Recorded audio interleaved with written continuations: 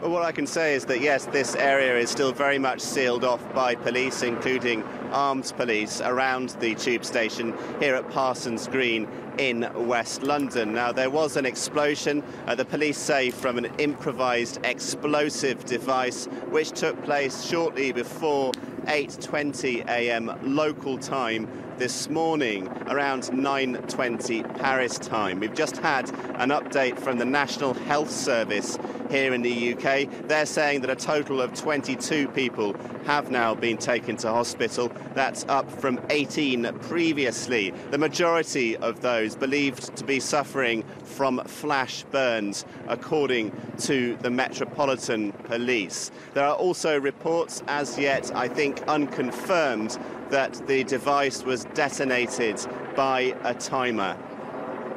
So that then you're saying is unconfirmed, what we're hearing about the timer. Duncan, where does the investigation go from here? Well, there are apparently hundreds of police involved in this investigation.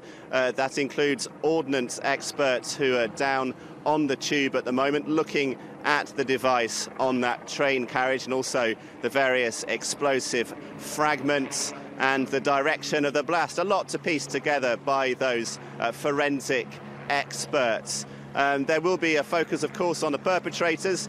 It would seem that this wasn't, in this case, a suicide bombing, so an investigation taking place as to who detonated this, who placed the device on the tube. Quite often with these sorts of devices, they're detonated.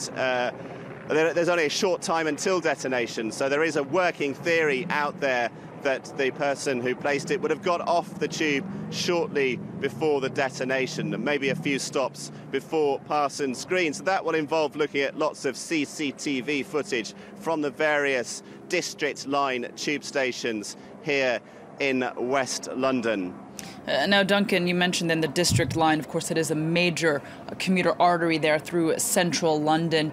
Then service on that disturbed as it's been disrupted and stopped. Now, earlier we spoke with one eyewitness who was at the scene. She lives in the area, and she was very much just saying that the train, of course, at this time is full of people commuting to work, that also there were lots of children, as it is how many children get to school. Her own kids actually on lockdown currently at a school in the area. Tell us, what are residents hearing from police there on the scene? And really describe for us the neighborhood there for those who are not familiar with it.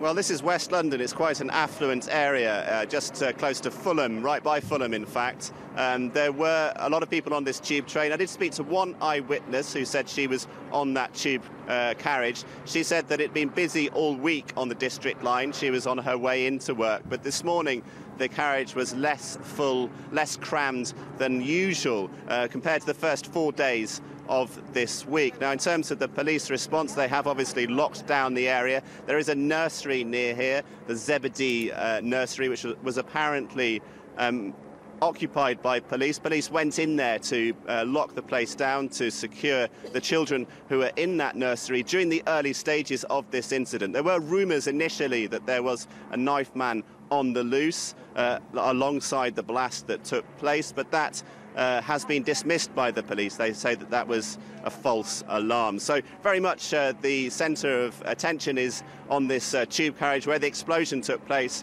The forensics and the experts down there looking at that device and the damage caused by the device. And 22 people currently in hospital, according to the National Health Service. Indeed, Duncan, and as you say, 22 people then injured in this. For the moment, fortunately, it appears no fatalities. But regardless, what we're seeing is that yet again, the City of London has been shaken by what police are calling a terrorist incident. That's right, yes. Obviously, there are a number of significant incidents earlier this year. Beginning in March, there was an attack by a knifeman at the Houses of Parliament. That was followed by a major attack in Manchester at a music concert in late May. And then, of course, the London Bridge and Borough Market attacks, which were knife attacks in early June, just before the election. So this follows a series of incidents after after a period really of calm in the UK. The UK hasn't been affected as France, for example, in recent years.